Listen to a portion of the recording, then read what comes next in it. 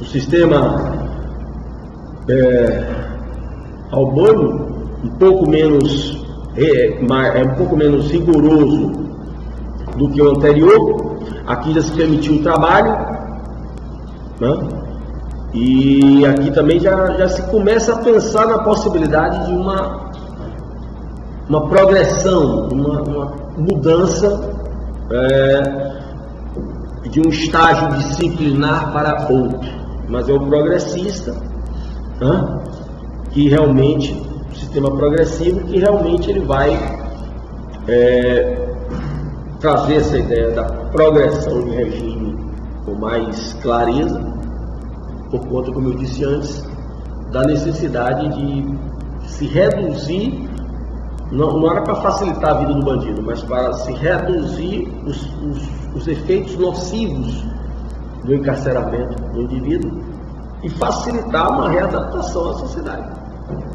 Então, essa ideia de readaptação, em hipótese alguma, você pode atribuir exclusivamente a nós, né? O Jeremy Bentham, nesse livro dele, alguma dúvida tem?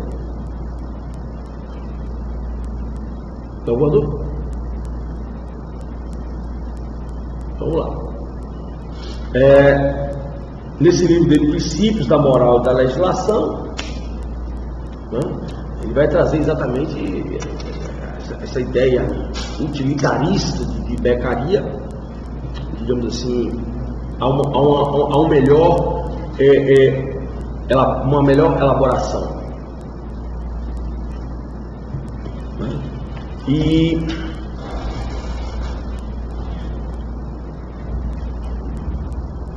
o Bentham, ele vai trabalhar então com a ideia do cálculo hedonístico. Ele vai trabalhar com a ideia de que o ser humano naturalmente nós buscamos o prazer, aumentar o prazer e minimizar a dor. Então, o fundamento das sanções está exatamente aí. Eu vou me enquadrar, né? Eu vou me enquadrar porque dessa forma eu vou ter mais prazer e menos dor. Eu vou evitar cometer crimes porque dessa forma eu terei mais prazer e menos dor. Este seria, porque também a ideia de prevenção, que é outra coisa também que a gente coloca muito, né, como se fosse uma ideia nossa, né? Também não é ideia nossa. A ideia, apesar disso não ser enfatizado aqui, nós não enfatizamos muito isso quando falamos de autores como desses autores mais antigos, Kant, Hegel, etc., mas todos eles tinham essa ideia da prevenção, e particularmente o direito penal, a sua dimensão preventiva, todos eles tinham. Reforçar a pena, reforçar a norma, recuperar o poder da norma. Por quê?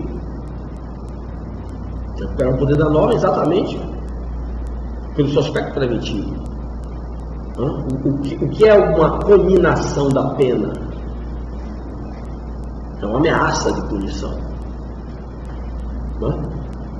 Você tem a descrição do comportamento proibido e você tem a forma de ser punida, a cominação da pena. O que é essa cominação da pena? É uma ameaça de punição. O direito penal está dizendo: se você fizer isso aqui, se você se conduzir desta forma, você poderá ser punido dessa forma. Então, se o indivíduo não tem medo desta ameaça, ele pode escolher adotar o comportamento proibido. Ele pode escolher ter o prazer, se for o caso, ele se sentir assim, o prazer de assaltar um banco e ficar rico com assaltar um banco, por exemplo, ou qualquer outro tipo de crime. Então, eu sou defensor de determinadas reformas no direito penal, mas o que nós temos no Brasil em muito, é o problema da impunidade. A impunidade, sim, é que nos traz essa... Quando você junta impunidade, essa ideia revolucionária do bandido que eu falei, o bandido como novo guerreiro urbano, que não é uma invenção minha, né? Quando você junta, ainda acrescenta esse tempero, uma sociedade desarmada, o inferno sobe sobre a terra, né? O cenário é esse que você está vendo aí. As taxas de crime todo crescendo. No momento em que você pensava que a política social ia lhe dar uma... A política social não reduziu o crime em lugar nenhum. Isso, inclusive, são constatações feitas por estudos da ONU. Com isso, eu não estou dizendo que não é para fazer política social, tá bom? Vocês fazem o que vocês quiserem. Agora, achar que a política social vai fazer o cara deixar o crime, eu acho que ela pode funcionar até como elemento preventivo, evitar que entre. Isso pode. Mas fazer com que saia, eu acho difícil. Eu acho difícil você, né, convencer um soldado do tráfico, que está ganhando muito bem nos dias de hoje, eu não imagino nem quanto, mas com certeza mais do que eu, e de repente você convencer ele a viver com um Bolsa Família, um Bolsa Escola, teria alguma coisa desse tipo. Você não vai convencer nunca, na verdade. Infelizmente até. Você não vai convencer nunca. Então... E aí então o Bento ele vai trabalhar, né, essas ideias. O indivíduo somente possui dele na medida em que conduz suas ações para o bem geral da sociedade, né? A natureza colocou o gênero humano sob o domínio de dois senhores soberanos, né? A dor e o prazer, como eu disse. Então, se você não tiver mecanismos que possam direcionar, estimular o indivíduo, né? Então nós temos um país onde você não tem muito estímulo assim, né? Você trabalha mesmo que é questão de berço, né? Mas não é uma coisa gloriosa trabalhar no Brasil, né? Tanto que quando o cara ganha numa loteria, a primeira coisa que ele faz, um repórter, você vai fazer o quê? Um pai trabalhar. Ele não diz assim, eu vou empreender. Nós não temos a cultura do trabalho como uma coisa honrosa. Isso é uma herança até colonial, né? E quando junta num país com essa facilidade, essa cultura que nós temos de violação de qualquer norma, em qualquer esfera, né? É algo que você tem muito mais estímulo a cometer delitos, mesmo que eu não estou nem falando somente de crimes, né? Delitos, fraudes, delitos de toda sorte, do que conquistar as coisas pela via do trabalho propriamente dito, né? Então, Bentham, ele teria ficaria assustado se ele chegasse num país como o Brasil, para verificar a nossa situação, e ficaria, ele dizer, pô, vocês estão estimulando a bandidagem, não é verdade? Se você fizer uma comparação tranquila, você pode fazer essa pesquisa na internet, é só você ir colhendo informações. Se você fizer uma análise não muito demorada, você irá verificar que os índices de crime, eles aumentam aonde aumenta o índice de escolaridade. Se você relaciona escola com boa conduta, deixa eu lhe dizer que você não vai encontrar essa relação. Deixa eu lhe dizer que as estatísticas estarão, se você não manipular as estatísticas, como geralmente fazem essas estatísticas revolucionárias, se você não manipular a estatística, você vai encontrar um resultado que não vai depor nem um pouco a favor da escola. Entendeu? Então, não é o dia a dia mesmo, a própria nova geração. Você viu o que aconteceu no Paraná recentemente, onde você deixa sem aula 300 mil crianças e adolescentes, e muitos adeptos, outros por medo, estou falando da garotada, Professores também, muitos adeptos, outros por medo dos próprios colegas revolucionários, né?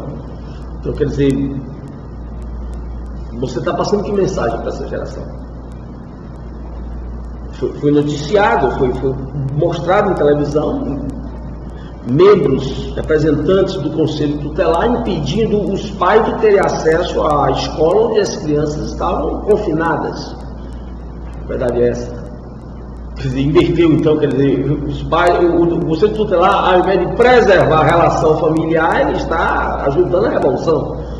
Muito estranho isso. Entendeu? Isso foi mostrado na televisão. Entendeu? Não é relato escrito, foi mostrado. O pai querendo entrar na escola para ir buscar o filho dele e o Conselho Tutelar impedindo dele entrar.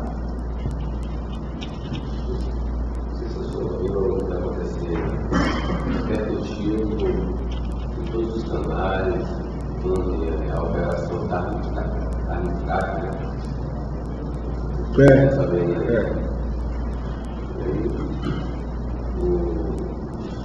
né? Os preços das bolsas agora estão todos destruídos a concorrência. É uma... Muitas pessoas vão ver ser empresas grandes, uma relação com eles, lá tem coisa que está perto.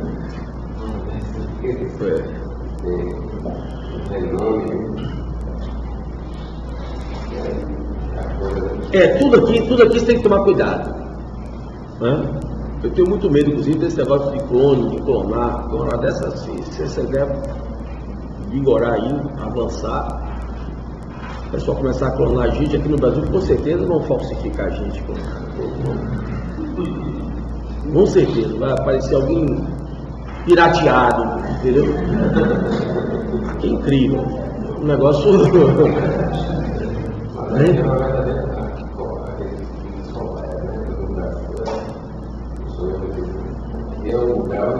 É um laboratório, né? Exatamente.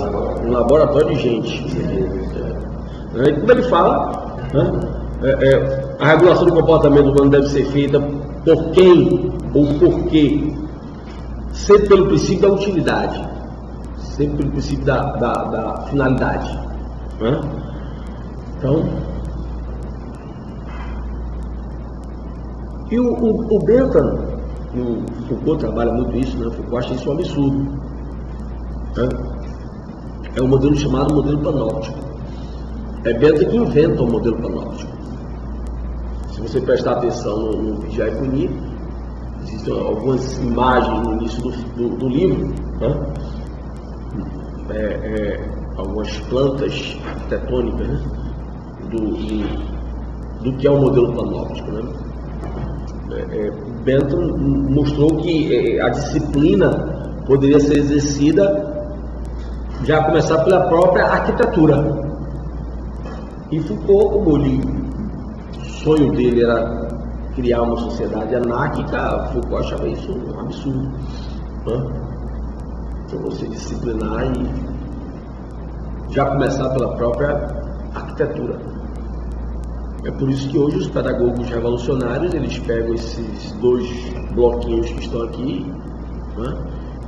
Botam a sala em um semicírculo, ajudando o aluno a conversar um com o outro, né? E se desconcentrar mais ainda, porque isso aqui seria uma representação da formatação militar. Então você está aqui sendo militarizado, você está aqui. Como se o militarismo também fosse uma coisa terrível. Tudo que cheira disciplina, a teoria Foucaultiana abomina, né? Então, e por isso que o Foucault trabalha muito esse modelo panóptico. O modelo panóptico, o maior exemplo, né, seria uma construção, falando de ser prisional, uma construção arredondada em que teria uma torre no meio, e com essa torre se exerceria a vigilância, né? Mas essa vigilância, no sentido de Bentham, né, não era para maltratar, por isso inclusive que aparecem as celas de grade, né? Era de fato uma forma de invadir a privacidade, mas para intimidar o sujeito e facilitar para ele a disciplina, a autodisciplina. É preciso você ver por que Foucault dá uma interpretação tão diabólica ao panoptismo, porque ao modelo panóptico, porque para Foucault essa coisa de disciplinar não pode acontecer. É repressão. Disciplina ganha no sentido de repressão.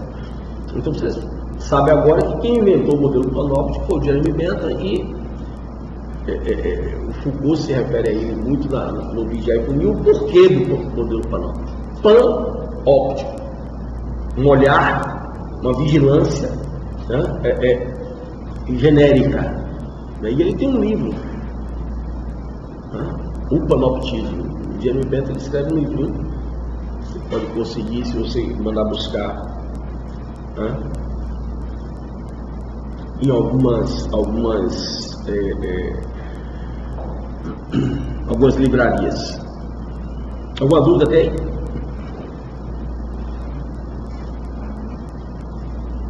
Vamos lá. Então aqui a gente entra numa outra dimensão, né, onde a gente vai falar um pouco dessa formação mais complementando aí teórica. E eu separei alguns temas, né? Particularmente essa relação de direito penal, criminologia, ciência e ideologia, e a própria ideia de uma política criminal, como é que isso aparece. É bom lembrar que aqui no Brasil, particularmente política criminal, ela foi reduzida a sistema prisional, mas política criminal ela não é reduzida a sistema prisional. Bom, aqui no Brasil, se você quiser pesquisar muito sobre isso, eu lhe aconselho que você vá no site do Ministério da Justiça, né? Porque é de lá que se rama, né, em termos de união, toda a estrutura, né, do sistema prisional brasileiro, né? As estatísticas, os relatórios mais confiáveis, né? Evitem ONGs, né? Vão nos relatórios do Infopem, vocês encontram lá com muita facilidade, bons relatórios, densos, até com certa atualização. Você está fazendo uma pesquisa aí, um trabalho de final de curso, ou uma especialização, então lá você vai encontrar as melhores informações, as mais confiáveis para efeito de estudo sobre o sistema prisional no Brasil, tá certo? Relatórios, né? PDF, coisa boa, né? A polícia criminal, na verdade, ela tem que ser vista necessariamente, não é uma invenção minha, ela abarca toda a persecução penal. E além disso, ela está um pouco antes na própria visão de segurança pública, e vai também além da persecução penal. Ela alcança de fato a execução penal, não só a persecução, mas também a execução. O problema é que nós reduzimos a execução, então nós reduzimos tudo a sistema prisional, porque na verdade ela tem um arco muito mais extenso, e deve ter porquê, né? Exatamente porque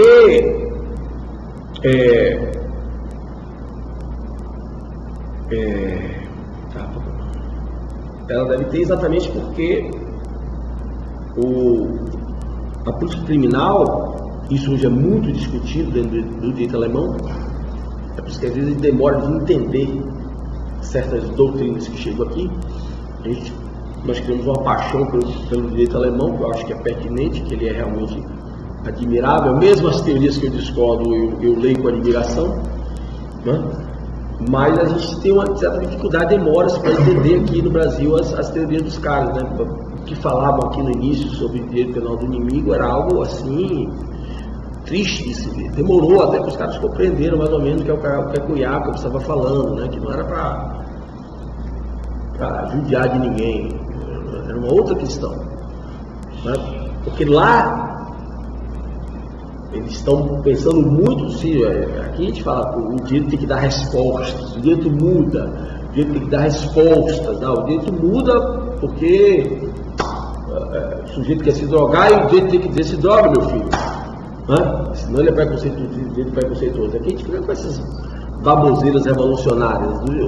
Lá eles estão pensando uma coisa, o direito tem que dar resposta, sim, também atentado terrorista, por exemplo, né?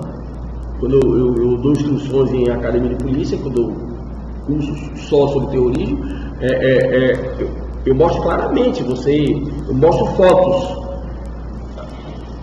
Você pode chegar na França, você pode chegar em Israel, você pode dar uma pedrada no ônibus e você atentar terrorista. Aqui você toca fogo no ônibus e não é atentado terrorista, é problema social. Então essa esquizofrenia jurídica, ela é própria do Brasil. Até porque o que vai fazer esse atentado terrorista não é o teor do dano material ou de vidas, mas o ideal, a ideologia, né? Há certas divergências para se definir o que é o terrorismo, porque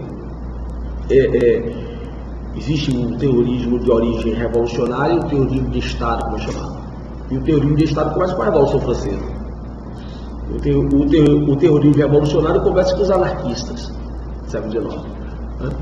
E aí o pessoal tem dificuldade para juntar essas duas dimensões e fazer um tipo penal só, mas o pessoal lá fora faz. Aqui que a gente fica nessa coisa, né? Agora que nós temos uma lei de terrorismo, que na verdade é uma adaptação do artigo que está no projeto do novo Código Penal que está em trâmite no Congresso. Muito problemático, por sinal, né?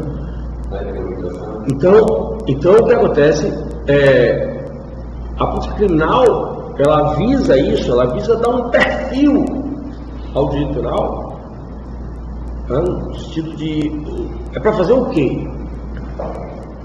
É para alcançar qual fim? A utilidade. Qual o objetivo?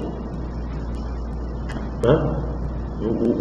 O Jacobs não cria a teoria de direito penal do inimigo, porque os caras têm que dar resposta terrorista. Lá não tem problema social, é tipificação.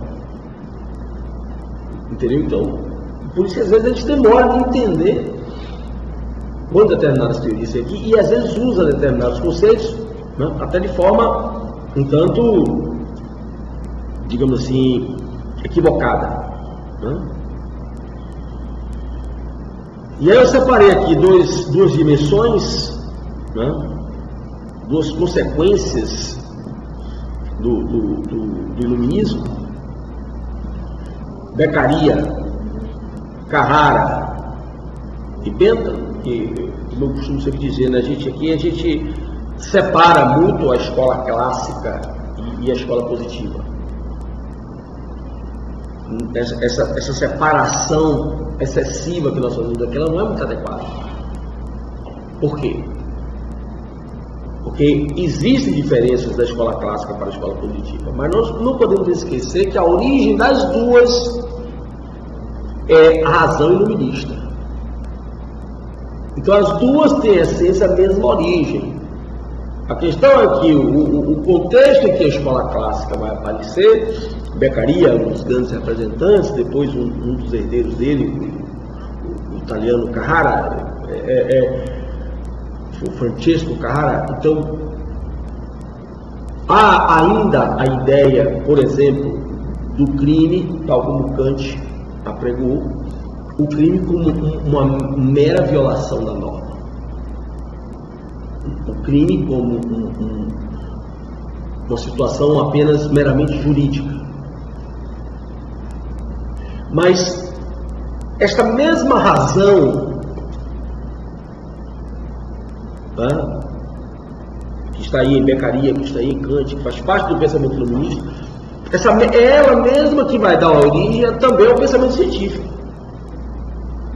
E que no século XIX vai dar sustentação para que as pessoas imaginem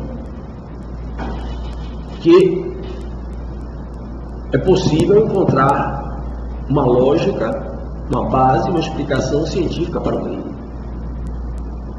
Então, apesar de elas terem diferenças marcantes, mas nós não podemos esquecer que, de certa forma, elas também, a escola positiva é uma consequência da escola clássica. Por que a escola positiva é uma consequência da escola clássica? Porque as duas são filhas da mesma origem. Uma é o prolongamento, é o desdobramento de características que estão na outra. A razão que me leva a ter um pensamento racional, autônomo, no século XVIII, essa razão, são os efeitos desta razão, dessa ideia de razão, que levarão ao desenvolvimento da ciência, que por sua vez me levará a pensar no século XIX que eu posso explicar o crime cientificamente. A ideia do crime como origem biológica, ela é uma consequência dessa transmutação iluminista. Que a ideia do crime anteriormente, ela tinha origem espiritual. Paulo já tinha dito, nós não temos que lutar contra a carne, nós temos que lutar contra as potestades, nós temos que lutar contra os espíritos do ar. E a minha sintonia com o crime, ela adviria não de uma outra dimensão, senão o meu coração. O coração teria aí a origem da emoção, e até poderíamos dizer de uma certa consciência. Essa mudança de paradigma do afastamento do cristianismo para a chegada de uma razão instrumental é que me faz buscar não mais o crime no coração como fonte de sentimentos e de uma obsessão espiritual demoníaca, mas buscar no corpo. Qual seria o órgão que substituiria o coração? O cérebro. Por isso que eu passo a ter não mais um estudo sobre o coração, sobre a dimensão espiritual, mas um estudo sobre o cérebro. Então, a visão do crime como origem no corpo,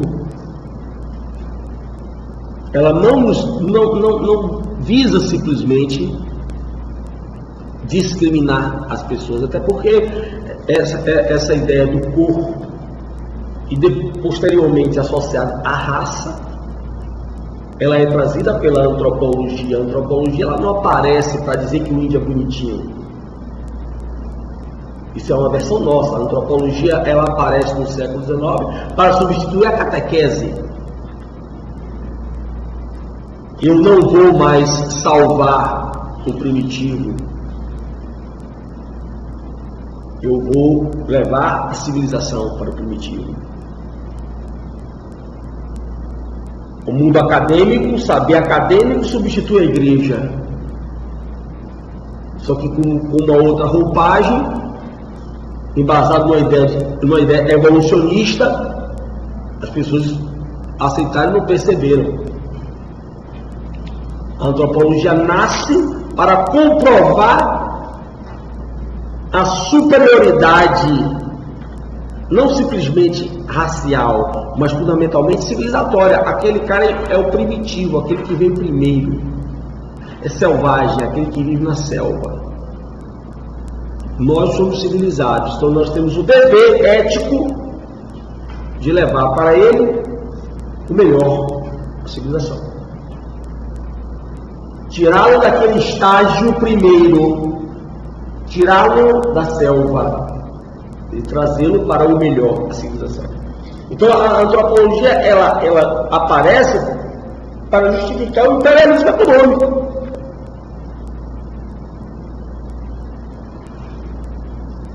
E por conseguinte,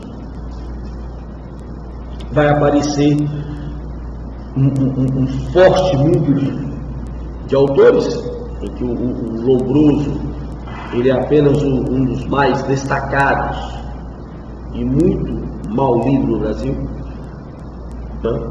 Até porque aqui no Brasil nós acreditamos, né? Nós temos a ideia um tanto anímica, nós acreditamos que se nós pegarmos no livro racista, nós vamos ficar racistas. Então você não lê o livro racista, paga ele lá, né?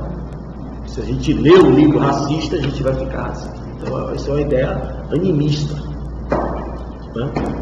Eu não vou ler Hitler, que eu vou ficar hitlerista, né?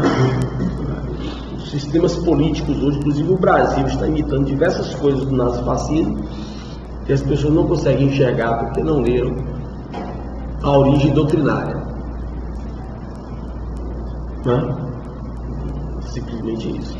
Então você começa tendo como consequência desse extravasamento científico não mais mostrar que existe uma superioridade daquele povo para com o de cá, mas que existe também uma superioridade racial.